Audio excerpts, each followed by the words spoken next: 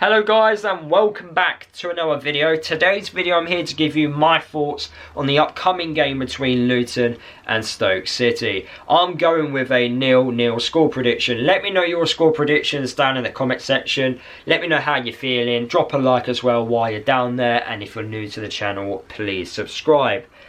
Why am I predicting this game to be a 0-0 draw? Because if we attack like we attacked against Swansea on the weekend, then I don't see us scoring. And also, the only way I see Stoke scoring is through counter-attacks. And I want to talk about Stoke first before I talk about Luton, because there's a few talking points about Luton at the moment. But I want to talk about Stoke first, our opponent. In my opinion, and this is very cheap for me to say, I think Stoke should be a lot lower in the Championship table, because I think they should have conceded a lot more goals. And the reason why they haven't conceded as many goals as us, for example, is because of their goalkeeper. Victor Johansson, very good goalkeeper. One of the best goalkeepers in the Championship. He was one goalkeeper before Luton signed Thomas Kaminski in the Premier League. I pointed him out. I made a video on it. I highlighted some players that I wanted Luton to sign, and he was one of those players. An amazing shot stopper. And honestly, if you have a spare couple of minutes, type in his name on YouTube and you will understand how good of a goalkeeper he really is. And the fact that Stoke managed to get him is an unbelievable signing. Honestly, at Rotherham, he was absolutely amazing. Rotherham should have conceded a lot more goals than they did. He's a very good shot stopper, and I really hope he has a poor night against Luton. We could have easily afforded him at the time. Stoke managed to get him in my opinion, on a really cheap deal. But yeah, I really hope he does not have a good night against us. But he's the reason why Stoke haven't conceded as many goals. If he weren't there, I do think Stoke would have conceded a lot more, and they would have lost a lot more games if he wasn't between the goalposts. But anyway, he's one player that we hope that doesn't have a good game. The way Stoke like to play, it is through counter-attacks, and the reason why I think it's going to suit them this game is because Luton, there's a lot of pressure on us to win it.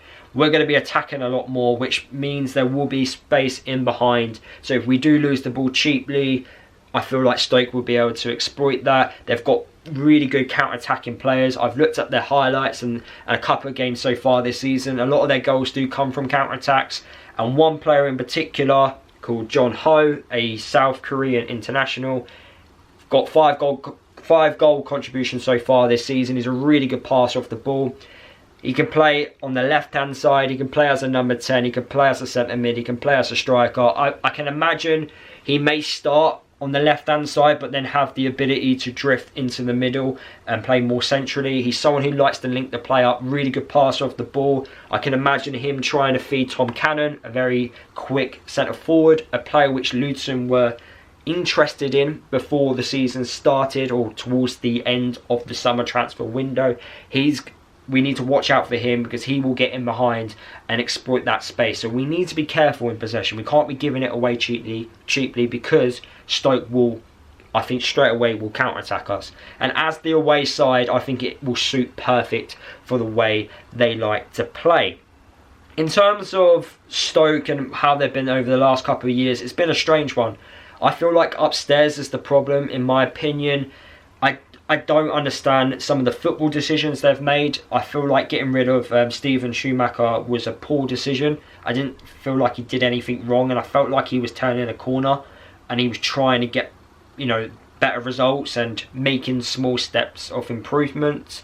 But yeah, the way chopping and changing managers doesn't help, and I kind of, this Stoke side which we're seeing is definitely a completely different Stoke side from the Stoke which we've seen in the Premier League.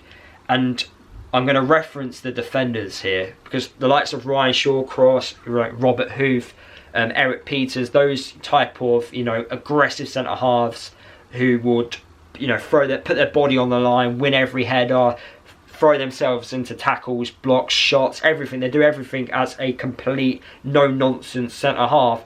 I don't think Stoke kind of have that anymore. And when I was looking at the stats for this game in terms of aerial battles, Stoke are quite poor, which is kind of like really strange to hear. Normally Stoke are amazing at winning the ball in the air.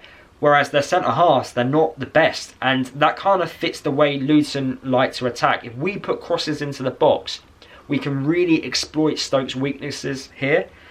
But that's the big question. Are we going to put these crosses into the box? Are we going to be shooting on target? Shooting on sight, I mean. Against Swansea, we did not put enough crosses into the box. The likes of Hashi, Victor Moses, not enough. And they weren't successful crosses either. In fact, Hashi and Moses altogether only put 7 crosses into the box. And only 1 out of those 7 was successful. That's not good enough. Colton Morris only having 1 shot at goal in the last 3 league games. It appears that Elijah Adebayo is the only one that's having the opportunities. And if you think of the game on the weekend against Stoke, we only got the opportunity because he sensed the danger and he took full advantage of the poor back pass by the Swansea defender. It's an interesting one, but the way I would go about trying to win this game is by playing the old-fashioned 4-4-2 formation.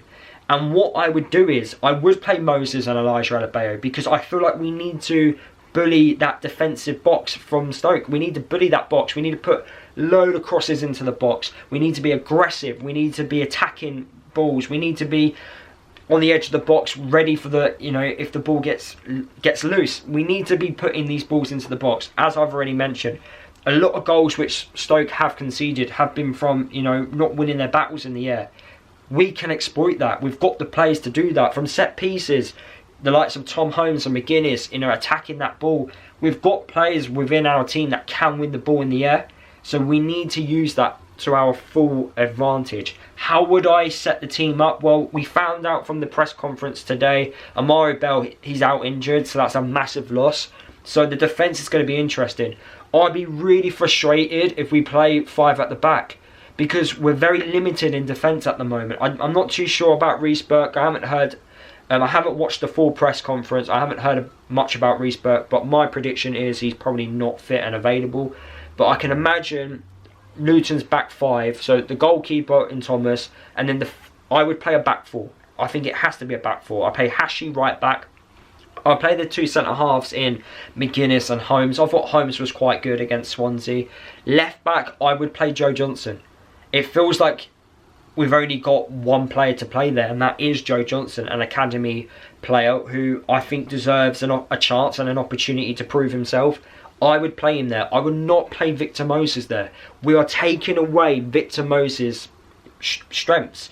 But I can imagine Rob Edwards is going to play a back 3 of Holmes, McGuinness and also Mans Anderson. And I don't think that's the correct decision. And I really hope he doesn't play that as a back 5 and then play Victor Moses as a left wing back. So just to repeat again, Thomas in goal, right back Hashi, McGuinness, Holmes as the centre-back partnership, and I'll play Joe Johnson as the left-back. Then, the 4 players in front of the back 4. I would play right mid, I would play Brown. And the reason why I'll play Brown as a winger is because he's also quite good in the air. So if we dictate majority of our play to the left-hand side, which I would play Victor Moses, Moses can put the ball into the box. You then have Elijah, Colton Morris in the box, because they're going to be my 2 strikers. And then Brown can arrive late in the box and be that extra guy to be aggressive in the box and hopefully win a few headers. So that's my thinking behind it. So then we've got 3 players to attack the box. So my 2 wingers, Brown and Moses. The centre-mid partnership, I think you need to have a defensive-minded one and an attacking-minded one. Because in a 4-4-2 formation, you need to be really disciplined, out of possession and also in possession. I don't think the midfield partnership has to be Clark and Krause. I think if we use those 2 as our midfield partnership, it won't work. It simply won't work. I don't think the balance just isn't there. So I would either play Nakamba and Krause or Nakamba and Clark. It can't be Clark and Krause because it does not work. Because Krause, he runs around like a headless chicken pressing all the time, and I don't think Clark will sit and defend. So I think you need a defensive minded and a more attacking minded. And I think if Krause and Nakamba play as a centre mid partnership, Nakamba, defensive side of things, Krause can be that aggressive, trying to win the ball back and be a little more aggressive in his press. Because in a 4-4-2, I feel like when we get the ball, spray it out wide. Get it out wide to Brown, get it out wide to Victor Moses. And as I've already mentioned, my two strikers, Elijah Adebayo and Morris. So I'll repeat because I know that's quite a lot of information. Thomas in goal, right back Hashi, McGuinness, Holmes, centre back partnership, left back Joe Johnson, right mid Brown, two centre mids in, I would play Kraus and I would play Nakamba. No, actually I won't. I'll play Nakamba and I'll play Clark. Left mid, I play Victor Moses, and the two strikers, I would play Elijah Adebayo and Colton Morris. I think that would work. I really do, but I don't think Edwards will go with that formation. There's a lot of pressure on Edwards, and I will repeat the stat. John Steele got sacked after 10 games where he only managed to pick up 2 wins. At the moment, we're going through this 9-game spell with Edwards, and we've only picked up 2 wins. If we do not win against Stoke, he will have the exact same stat which John Steele got, and John Steele got sacked. He was a club legend, a guy who achieved a wonderful achievement in getting us back in the Football League. He was the man that started the journey, built those original foundations, which Edwards is kind of using today. But at the moment, we're going backwards. And I don't believe Edwards deserves more time than what John Steele got. That's not fair, in my opinion. And I'm just going off by history. We've sacked a manager in December before. I believe we're going to have to do it again. We need a complete reset. But it's up to Edwards. It's up to him. Don't be stubborn in your formation. Do not be stubborn. Be adaptable. Show adaptability. That's what I want. But as I said, the way I see us winning is by putting crosses into the box and exploiting that Stoke weakness, which is aerial battles in the air.